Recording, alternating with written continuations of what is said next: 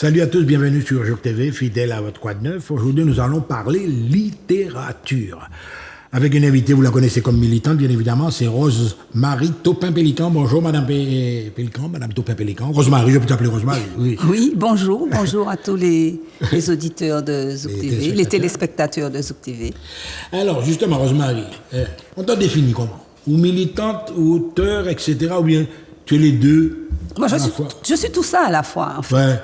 C'est-à-dire que quand on est militant, on a tendance à choisir l'arme avec laquelle on va combattre. Oui. Et moi, mon arme, ce sont mes livres, c'est mon écriture. C'est l'écriture. Mais tu aurais pu faire du théâtre, écrire des scénarios. Ça t'a déjà peut-être inspiré? Tu as déjà pensé à ça? J'ai déjà pensé faire des pièces sur des thématiques que tu développes dans J'ai déjà pensé à ça. Je pense même que j'ai des écrits qui s'y prêteraient bien.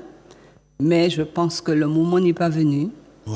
Parce que j'ai encore pas mal de choses à écrire. Mais éventuellement, ça aurait pu être un projet de mettre en scène certaines... Tout à fait, oui. Tu vois, j'ai eu le flair, je me suis dit, bon, j'allais lui poser la question. Tu as pas la fibre artistique ou ni un petit peu quand même? Oui, on peut dire ça. On peut dire ça. Ouais, mais une écrivaine, je suis artiste, touche à tout. Voilà, non, il n'y a pas de souci. Voilà. Donc, nous allons aborder un sujet direct aujourd'hui. Elle est venue nous présenter ses ouvrages, deux romans de création, enfin... Une première, donc, résistance, violence, non-droit. Et alors là, oui, la jaquette est déjà sortie, regarde. On voit qu'il y a trois couleurs, rouge, vert, noir. Est-ce que c'est l'effet du hasard? Est-ce que... Ce n'est pas... Tu es une visionnaire, tu avais déjà... Ce n'est pas du tout l'effet du hasard. Mon ouvrage, il est paru fin 2021.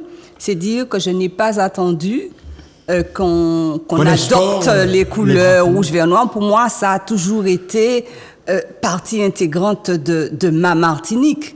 Je n'envisageais pas d'autres couleurs pour notre drapeau que rouge, vert, noir. Donc, le rouge, vert, noir, vous avez compris, donc, comme elle vous l'a dit, donc elle avait déjà pratiquement pensé à ces couleurs-là avant même l'écriture de ce livre. Tu le définis comment? C'est un livre témoignage, ça?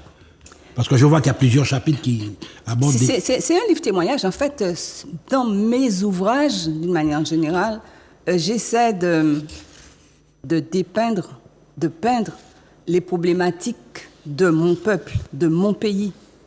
Je suis une contemporaine, je ne vais pas attendre 10, 15, 20 ans pour parler du problème de chlordécone, je ne vais pas attendre 10, 15, 20 ans pour parler de l'affaire des terres volées. Il y a des choses qui me tiennent à cœur, il y a des choses dont on n'a pas envie de parler. Il y a beaucoup de gens qui fuient ces débats-là. Mais moi, j'estime qu'on a besoin de s'en sortir, on a besoin d'avancer. Et beaucoup de gens ont du mal à admettre ces choses-là. Quand on parle, je vous dis, j'étais avec un groupe d'amis, de militants, et nous distribuions des tracts aux gens pour leur faire connaître justement les problèmes du chlordécone. Et une dame m'a dit franchement, « Quand merde, moi, puis ça fait chlordécone, zot là ». Donc, les gens ne se sentent pas concernés. Voilà. C'est comme le problème des terres volées. C'est vrai qu'on a du mal à admettre que ces choses-là existent vraiment. Tant qu'on n'est pas concerné, on se dit, mais c'est pas possible, ça ne peut pas, parce qu'il y a des textes, il y a la loi, il y a tout ça. C'est pas possible qu'on vole les terres des gens, hélas. Mais justement, Mme Taupin, est-ce que c'est pas également propre à nos sociétés, c'est-à-dire que des gens qui sont blasés, c'est mon nom, ils vivent au quotidien, mais à la limite, ils s'en foutent complètement, quoi. Oui. Parce qu'on voit quand même des impacts qu'on attend dans des mouvements de grève, tout ça. Des fois, mais c'est ça. Chou blanc, quoi. Et ces mêmes personnes-là que vous ne voyez pas pour les affaires aussi importantes que celles-là, vous les verrez si vous dites qu'à 5 h du matin, il y a un grand méchant zouk quelque part. Il y a dans le carnaval, tout le monde dehors. Voilà, c'est ça. On pourrait manger, un bagaille, je suis désolée, mais ce sont les fêtes, quoi. C'est la réalité, quoi. Mon peuple aime trop les distractions. Et quelle est la finalité des distractions? Éloigner les gens des vrais problèmes. Oublier. Les gens ne pensent qu'à s'amuser, alors qu'il y a des choses qui sont graves qui se passent dans le pays. Des choses graves. Mais Rosemary, est-ce qu'on n'est pas sous anesthésie? C'est-à-dire que ce que tu évoques là, les jeunes se défoulent, etc., parce que c'est à travers ça, il y a qu'à évacuer pas mal de choses peut-être négatives qu'ils subissent. Donc ces moments d'exutoire, ils ont besoin de ça aussi. Hein? Ils ont peut-être besoin de ça, mais il ne faut pas non plus occulter son environnement, la société dans laquelle on vit, avec tous ces maux, toutes ces plaies, parce que régulièrement, il y a des manifestations, régulièrement, les gens descendent dans la rue, il y a des barrages, etc., parce qu'il y a des problèmes fond qui ne sont toujours pas réglés. Alors ça reprend sporadiquement, puisque les problèmes sont là. On dirait qu'on est anesthésié. Exactement, exactement. Et en fait, toutes ces distractions-là, elles ont cette fonction-là. Elles sont là pour anesthésier le peuple. Voilà. Donc, tu vas nous remettre la jaquette à l'écran. Résistance, violence, non, droit. Donc, la thématique est lancée. On va un petit peu explorer, n'est-ce pas, ce livre. Le chlordécone. La problématique, on aura le chlordécone, comme tu veux. Ernest et le chlordécone, une problématique qui revient, qui est toujours à l'ordre du jour et qui sera encore à l'ordre du jour. Alors, c'est quoi dans ce chapitre-là? On parle justement de toute la genèse de l'affaire, hein. Depuis le début, comment des licences ont été données à des gens pour faire venir cette molécule-là en Martinique en particulier, mais pas qu'en Martinique, hein. J'ai lu une fois que seuls 40% de la production de chlordécone est arrivée en Martinique. Mais les 60%, les autres 60%, personne n'en parle. On ne sait pas où c'est allé. Mais en tout cas, chez nous, ça a eu pour conséquence de polluer nos sols pour des centaines d'années. Et aussi, nous qui vivons sur le sol martiniquais, les autochtones, qui depuis pendant des années, avons consommé tous les produits du sol, de ce sol-là. Et je ne parle même pas des agriculteurs qui ont manipulé le produit. Mais heureusement, excuse-moi de t'interrompre, mais justement, je travaille dans la zone Basse-Pointe, etc. J'ai un ami, Jean-Michel Macny, le médecin que tu connais, qui était impliqué, qui avait signalé ce truc-là dès le départ. On dirait que sa parole, c'est vent, quoi. Ah oui. Et puis c'est longtemps après qu'on a constaté que ça faisait des ravages sur tout ce monde agricole du Grand Nord, quoi. Oui, c'est clair, mais les ravages, on les avait déjà observés aux États-Unis. Oui. On les avait déjà observés aux États-Unis, mais on a fait les aveugles parce que il fallait continuer à produire intensivement en Martinique, enfin aux Antilles, en Guadeloupe aussi, mais je dis la Martinique pour faire court. Mais alors qu'on avait déjà interdit le produit. Oui, mais heureusement, excuse-moi, mais tu es dans une économie de plantation avec le même système qui n'est jamais remis en cause. Donc justement, alors bien évidemment, on va franchir les étapes. L'État prend ses dispositions, il y a qu'à reconnaître l'empoisonnement, etc. Et l'État prend sa part de responsabilité. Tu penses que toujours là, c'est du leurre? Quand on dit qu'on prend sa part de responsabilité, il faut des actes derrière. Mais est-ce que on arrivera à enlever, à dépolluer définitivement, de manière durable, les sols? Est-ce qu'on arrivera à faire ça? C'est la question que je me pose. Quant aux personnes, même qu'elles meurent, beaucoup de gens sont déjà partis avec le cancer de la prostate. On est les champions. Voilà, donc ça c'est l'objet donc du premier chapitre, on va dire ça, il y a le préambule, le phénomène des statues, phénomène historique, mon cas des statues, des symboliques, etc. Alors quel est ton regard sur ce phénomène-là? Ça a été une vague, si tu veux, ça s'est calmé, mais ça persiste toujours. De temps en temps, on voit que les monuments aux morts, tout ça, la mémoire en elle-même est attaquée des fois, etc. Le regard que tu as sur ça. Oui, mais on me dit que c'est l'histoire. On ne peut pas faire abstraction de ces personnes-là qui ont fait ci, qui ont fait ça. D'ailleurs, le plus souvent, on ne veut pas reconnaître ce qu'elles ont fait réellement. Mais je ne connais pas par cœur la France, hein, mais je suis allée dans un certain nombre de villes. J'ai jamais vu de statue d'Hitler. J'ai jamais vu de statue de ces gens-là qui ont nui à la France. Et pourquoi, ici, dans l'espace public, on devrait avoir des statues de gens, d'esclavagistes, des gens qui ont fait du mal à la population locale? Pourquoi? Ça rejoint notre thématique, la dénomination des rouilles, par exemple. Aussi, ça t'a toujours interpellé. C'est dans le même ordre d'idée. C'est la même chose. C'est exactement la même chose. Donc pourquoi ça qui n'est pas bon pour soi, bon pour qu'on a? Pourquoi on veut nous imposer ça? Donc des efforts sont faits maintenant avec des bons. Tu vas me dire que ce sont des gadgets. Tu as des écoles Justine Béoard, tu as un marché Max France, tu as des gens, des personnalités ici maintenant qui s'inscrivent dans le paysage, quoi. Oui, mais il y a encore toujours Il y a ces beaucoup noms à de faire encore. rue. Ah oui, il y a le travail, choquant, le tout. chantier est important. Il y a encore beaucoup à faire parce que je peux comprendre. Et d'ailleurs, je ne comprends même pas que ce soit cette génération-là qui revendique, qui fasse ce travail-là. Nous, on aurait dû l'avoir fait déjà. Mais ce sont les séquelles du colonialisme, c'est-à-dire la Oui. situation s'est installée. C'est un format, si tu veux, de gouvernance, on va dire ça comme ça. Et les gens se sont inscrits dans ça, mais tu as une jeunesse qui réagit. Mais Tu as c'est des gens ça. comme Sabine André-Von-Moulton qui font un travail quand même pédagogique sous-jacent et qui également nous apportent des informations nouvelles, proposent des techniques nouvelles également. Voilà. On va continuer aussi avec, alors là, les statuts, on a vu le problème des terres volées. Problème d'actualité, là, on est au cœur de l'actualité. Exactement. Depuis 2021, Oui, oui. mon livre est sorti.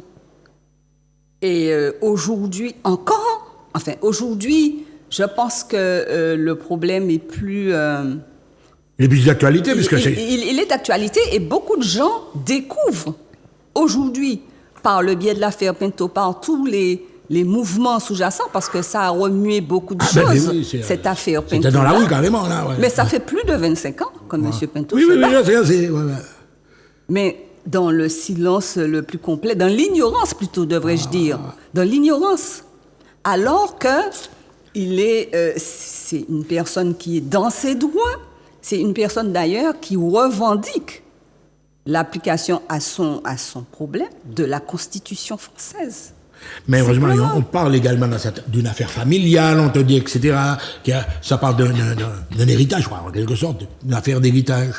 Mais il y a aussi deux, trois personnes qui sont en filigrane dans ça. Tu as des notaires, tu as des politiques aussi qui sont impliqués dans l'affaire. Alors, quand on dit notaire, je pense Tu as une qu'on... rectification à apporter. Ouais. Non, mais je pense Dis-moi un qu'il passage est du- important qu'on définisse ce qu'est un notaire. Ce qu'est un notaire. Et dans ce livre-là, je le définis.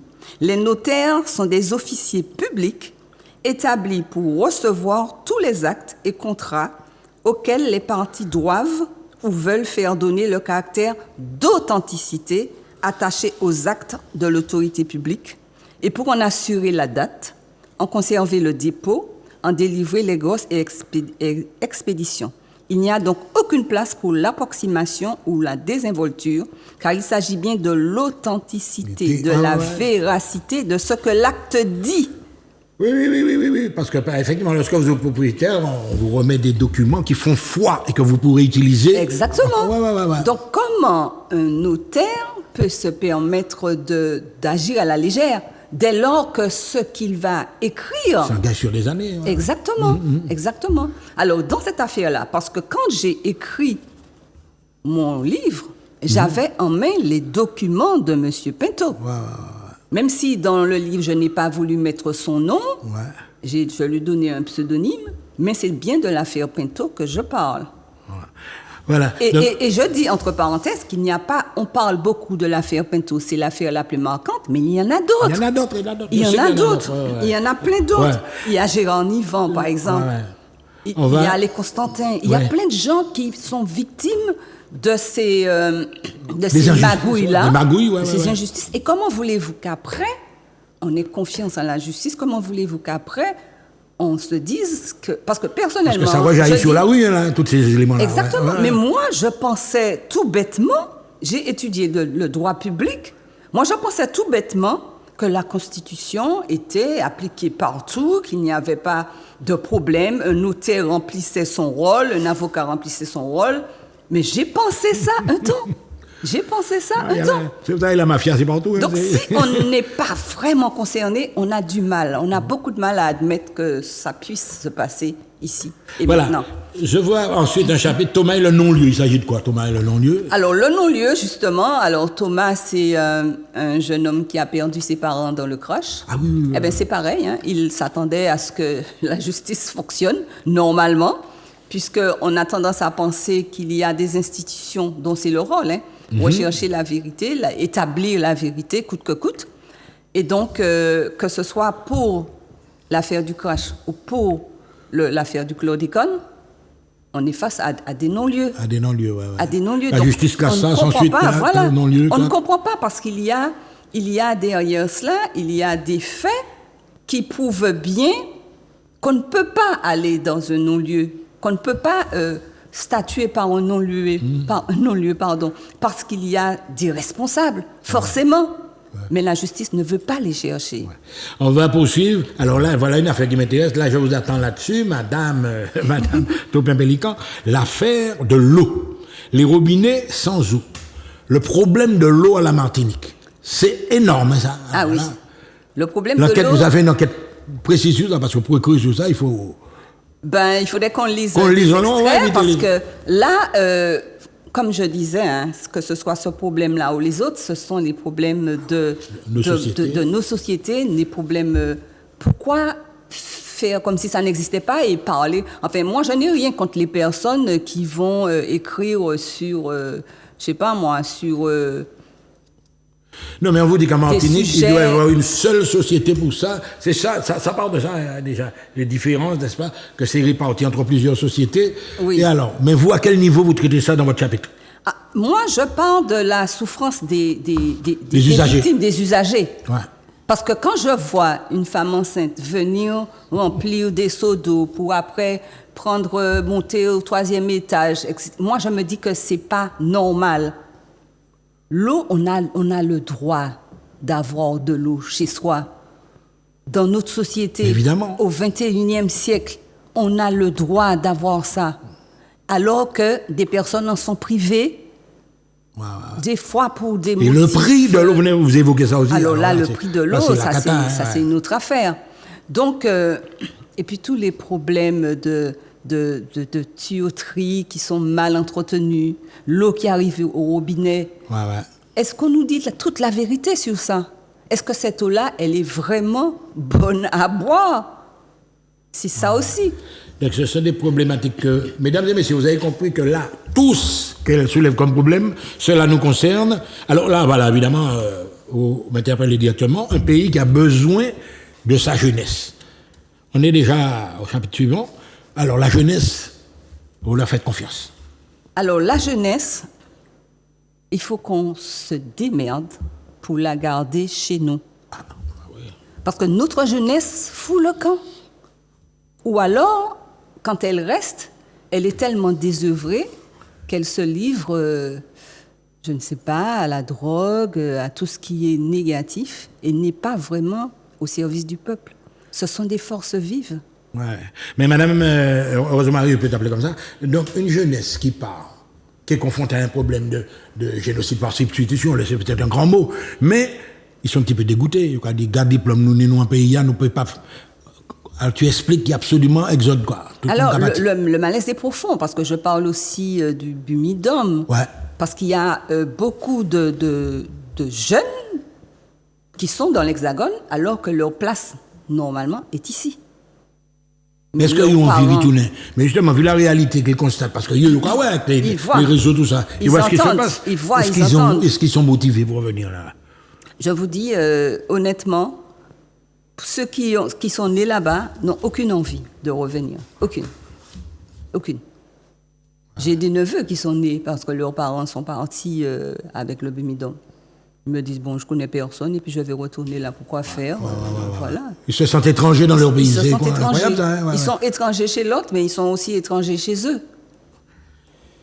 Messieurs. Donc, vous voyez... Et puis, cette jeunesse qui est là, il n'y a pas de structure pour elle le plus souvent. Les gens, ils sont dans les abribus, ils sont dans les coins de rue.